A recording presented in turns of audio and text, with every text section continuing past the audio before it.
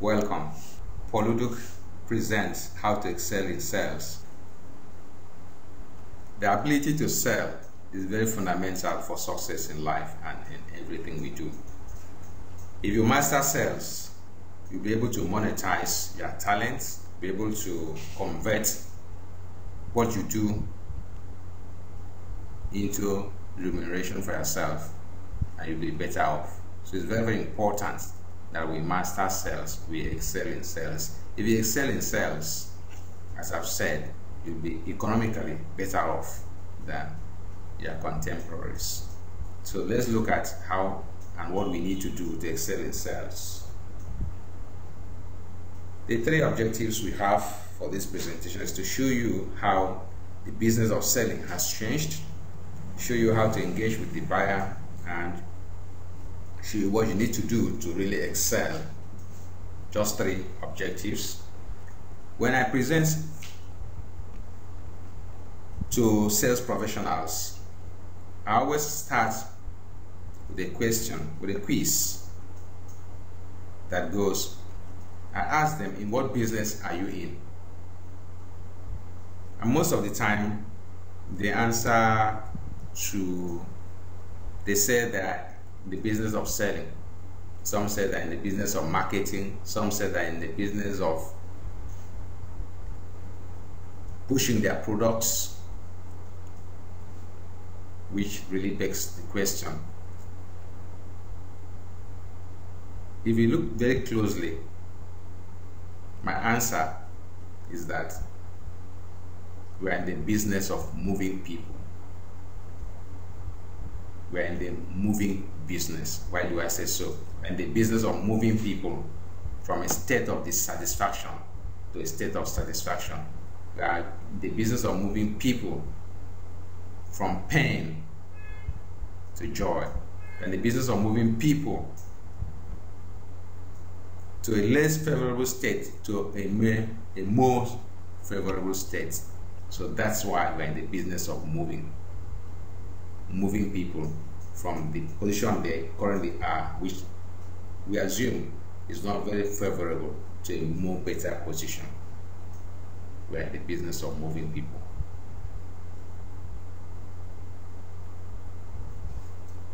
Then we must all have heard the apocryphal story of the blind man in New York streets who just sat by the road and had his baking plates with the inscription or the words, I am blind. So I always ask the class, why was the man not achieving better results? People didn't identify with him. His beggar's plate was empty with just a few coins. Why was that so? In this story, it is said that an advertiser, the name is not very important, came along and somehow just added 4 words to what the man wrote. Just 4 words. And within a short time, the man was really in his game. People were dropping money in the plate, and within a very short time, his plate was filled up. What did exactly the man, the 4 additional words that were added?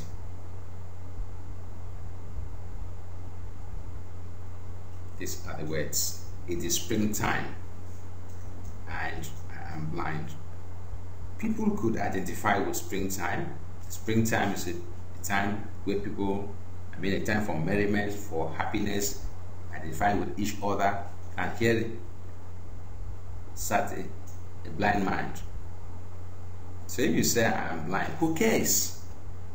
But if it's springtime, of course, I would really love to share my joy, my happiness with you.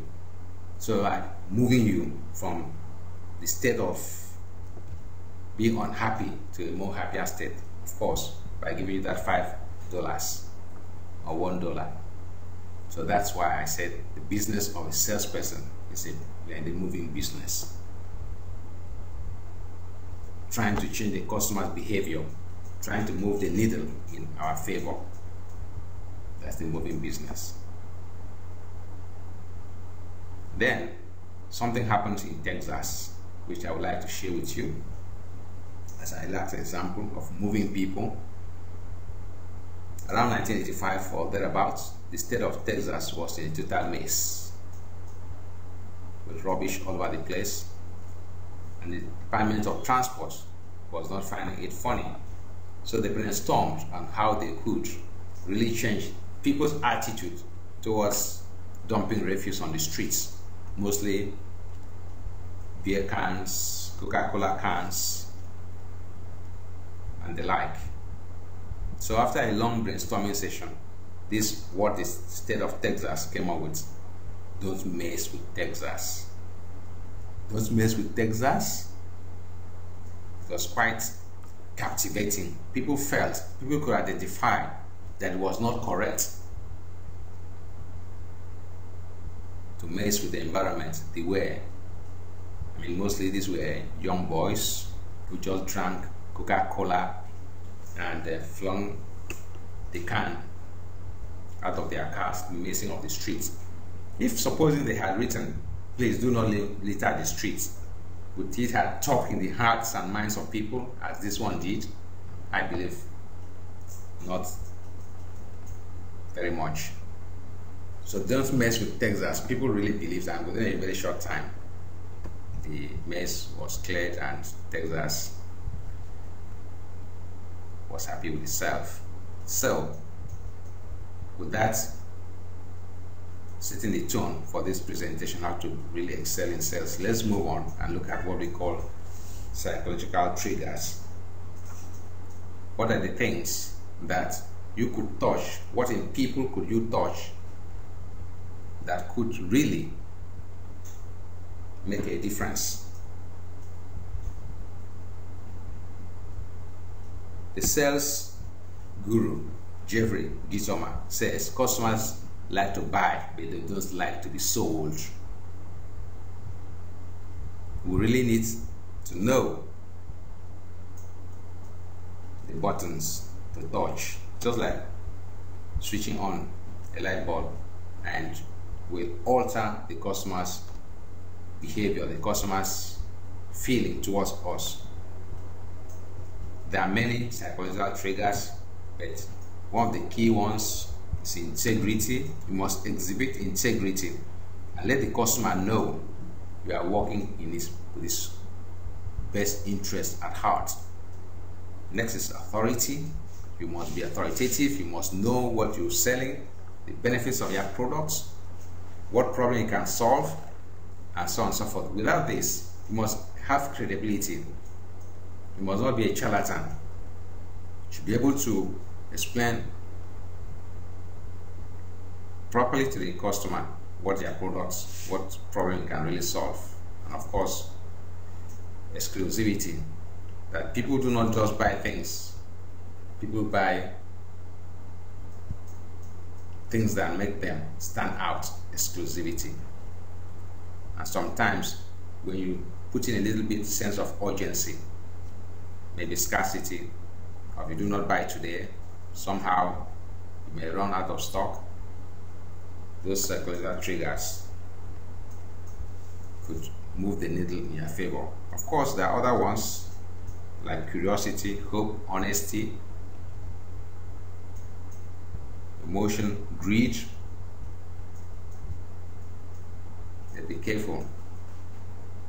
Do not do things that you stand to regret tomorrow, because salespeople generally have bad. People look at salespeople with trepidation. For example, in recent times, Daniel Pink in his book Selling is Human drew this word cloud, asking people what they feel about salespeople and selling. These are the key words. In fact, the biggest of them is pushy. Salespeople are always pushy, trying to unload their wares on unsuspecting customers. Yuck, sleazy, annoying. They can be very annoying. They can be slimy.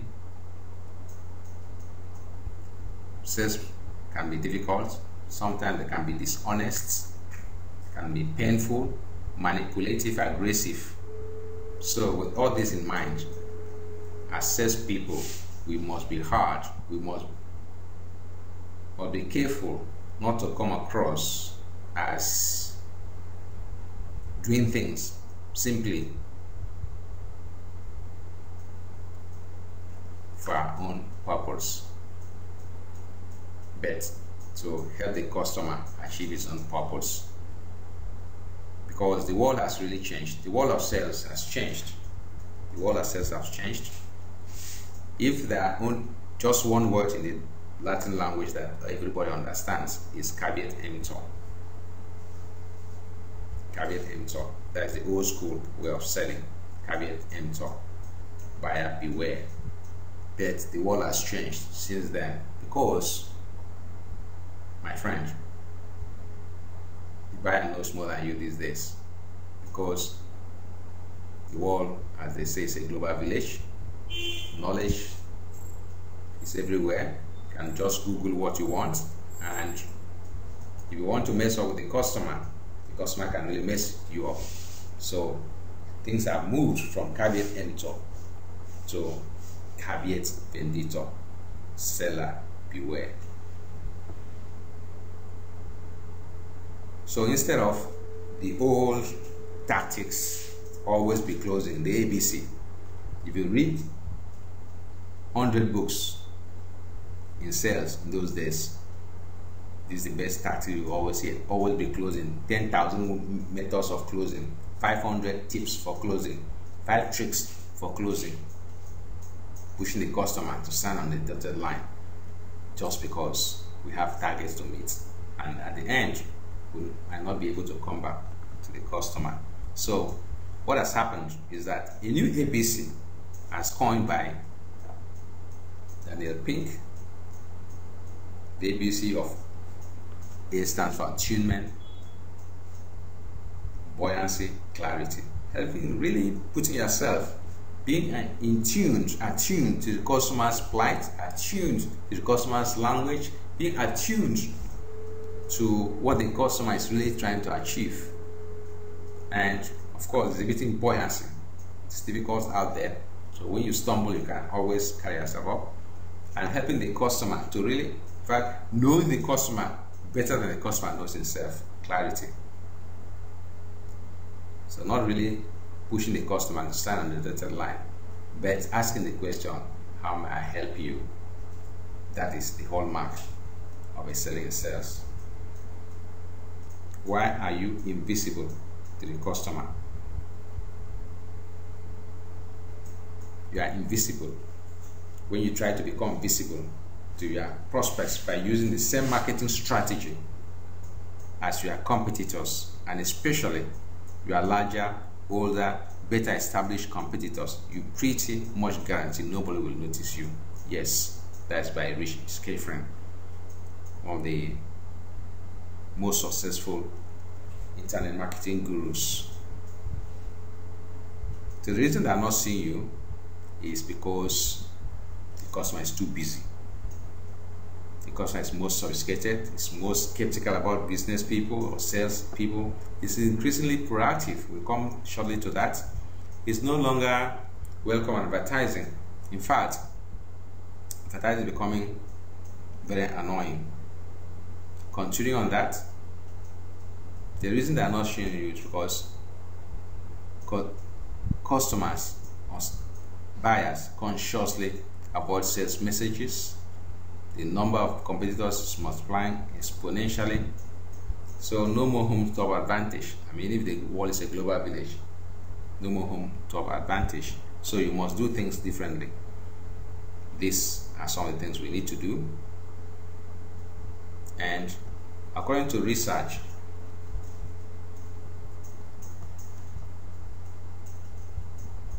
%77% of customers reported that they do their online research before contacting any vendors, according to Demand Gen 2012 report. Again, 57% of according to the Corporate Executive Board study, found that buyers are 57% of the way through the buying cycle before they reach out to companies they are considering. So, caveat bendito, seller beware. So really, we need new approaches to reach the customer. We need new approaches. This why we need new approaches. One, the internet and global competition have completely changed the face of selling since the 1990s. This is why we need new approaches. Two, the recession, according to Stephen Van Jordan, the recession has altered customer behavior, meaning that entrepreneurs need to develop new approaches for building a case for their products and services. The third reason we need new approaches is, according to Stephen Yoda again, the author of Get Slightly Famous. He says, the recession has profoundly altered consumer behavior. Now, as home values plummet, stock portfolios shrink, and company profits erode, prospects are less likely to purchase items they perceive they can't afford, and thrift is back in vogue. Number 4 reason why we need new approaches: customers are no longer relying on a salesperson to get them information, because it's now readily available from a number of other sources. If you aren't directly helping the person in front of you by providing intelligence and insights that they can't get elsewhere else, having a good relationship isn't going to get you sales anymore. Still by Stephen Yoda, author of Get Slightly Famous. You have seen them all. So, why we need new approaches? In summary, customers are no longer relying on a salesperson to get their information or help them get information. So what customers need is intelligence, they need help, they need insight to understand how their problems will be solved. So, the old school is dead. Old school selling, we started with John Patterson, National Cash Register. The old school of selling is dead. That's why Kodak, a company founded almost 200 years ago in 1763, if I'm not mistaken, just was swept off by Instagram. Encyclopedia Britannica was swept off by Wikipedia.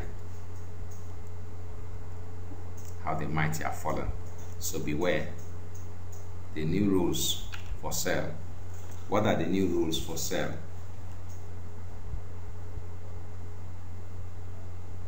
If the world has changed dramatically, what are the new rules that we as salespeople must apply to survive? Be different. Be different. If one guy waves a red flag in a crowd, he gets noticed. But if 10,000 people wave red flags, it doesn't solve the problem of invisibility. So get different, stand out. As Abraham would say, stand out as the maven.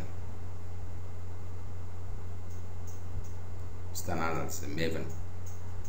In the sea of sameness, you cannot afford to be the same with everybody else.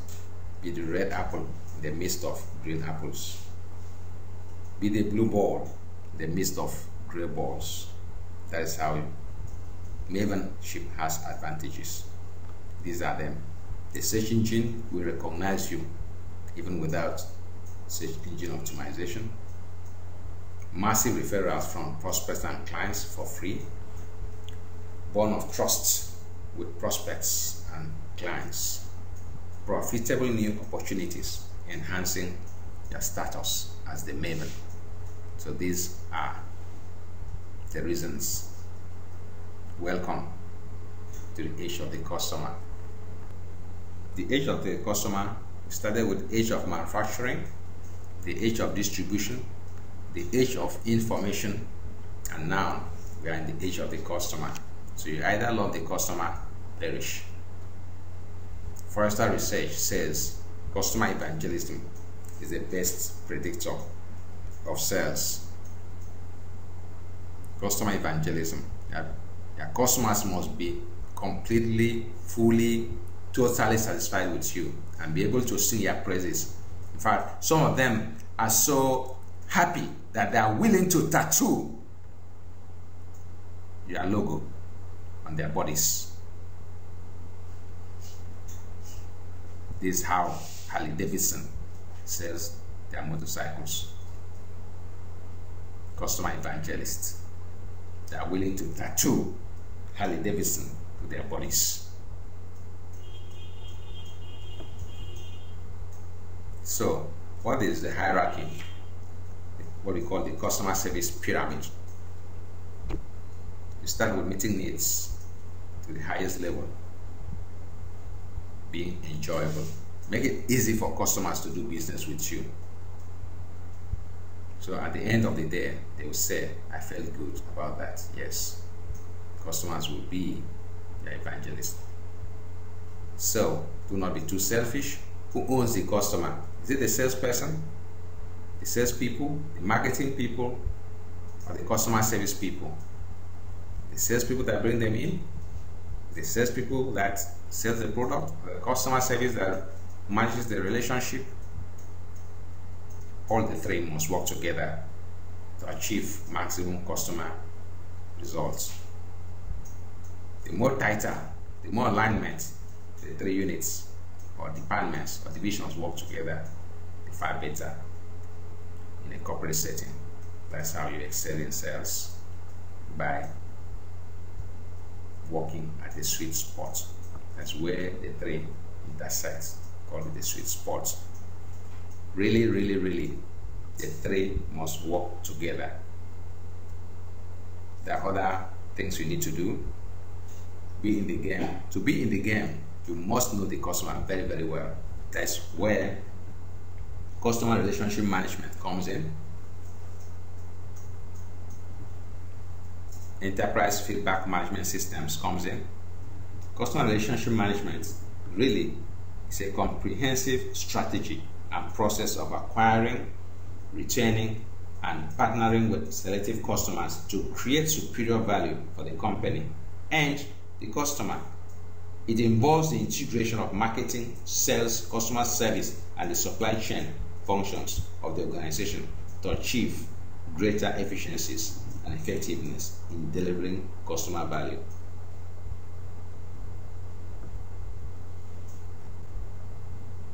Then you must put in place enterprise feedback management system so that all the complaints, what the customers are saying, all the buzz, all the, what we say, the jitter, the noises the customers are making are fed back into the system and refined, and you can improve to further deliver better service to the customer.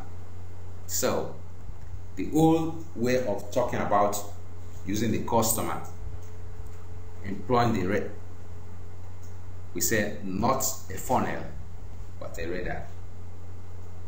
So instead of seeing your selling process as a funnel to be filled at the top with unqualified prospects that you push through the funnel, picture it as instead as a sales radar constantly pinging the world around you to identify and qualify sales prospects.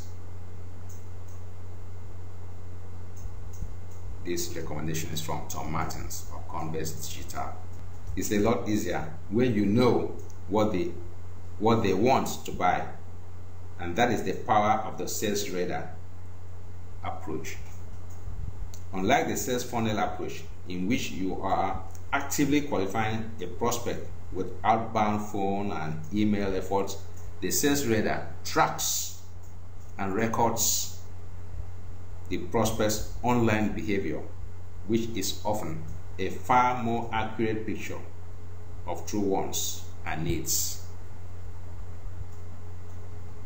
So you are doing content marketing, email marketing, keynote speaking, digital strategy, mobile marketing, digital prospecting. And as the customer comes nearer inside the radar, you pounce. So in such a way that you know the customer, in fact, more than he knows himself, because you have been tracking what the customer has been saying. You are qualifying, and as the customer comes into the inner circle of that radar, you do your sales contacts, you achieve higher results. That is what you need to do. So in the light of the changed rules, therefore, the key is to focus on making a difference, not getting a sale. Position your company as a trusted advisor, not somebody just trying to push products. Re-evaluate and focus on the customer. What does he really want? Are we meeting those needs? How can those needs be better met? So in effect, you need to influence customer behavior positively in our own favor. Customer behavior is about understanding and managing customers and their buying, paying, and consuming behaviors. If you are able to influence those behaviors, we stand a better chance of making sales. So this is, we need to bridge the gap, moving the customer from dissatisfaction, from dissatisfaction to satisfaction, meeting the customer from logic to emotion, because they decide emotionally and justify logically. From primary reason of buying to the secondary, the real reason they're buying, not because it serves any special needs, because maybe it massages their egos.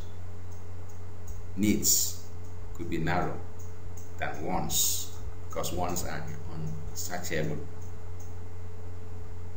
Fear of loss, not as powerful as desire for gain. So do not sell primary products, sell augmented products, services that add better value to the customer, services that makes the customer feel happy, superior, joy, glad.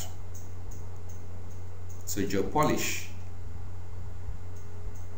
recommends this sales model. You get a sales lead, make contact, no response, keep making contact, no response, keep making contacts. Then finally something happens, you make a sale, and keep growing the relationship. As we have said, you must move from just selling products and services. Do not just sell. Please move to problem solving selling, where you define the problem, you generate alternative solutions, evaluate alternative solutions, and continue selling until the purchase decision. This is the best way. A problem solver, not a product pusher.